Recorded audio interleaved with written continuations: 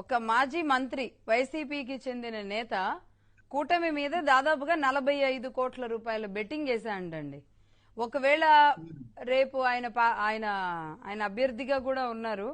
ఆయన అంటే కూటమి గెలుస్తుందని, వైసీపీ ఎమ్మెల్యే అయి ఉండి అభ్యర్థిగా ఉండి కూటమి గెలుస్తుందని వేశారండి.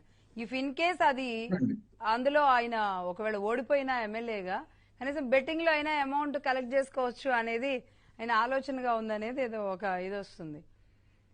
అంటే నాయకులు కూడా, అంటే అభ్యర్థులు నాయకులు కూడా ఇంట్లో ఇన్వాల్వ్ అయిపోతున్నారు.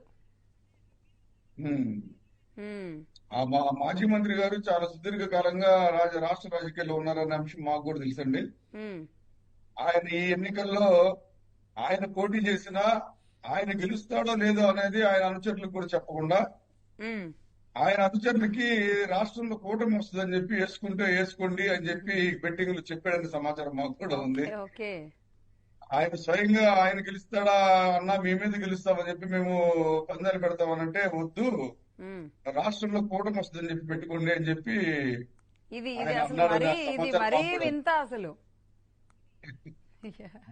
చూడండి. ఆయన వద్దు, మంచి పద్ధతి కాదని ఆయన వాళ్ళ అనుచరులను హెచ్చరిస్తూ బాగుండేది. ఆయన ప్రోత్సాహకరంగా మాట్లాడితే ఇంకా దీన్ని ఆపేది ఎవరి సంస్కృతిని.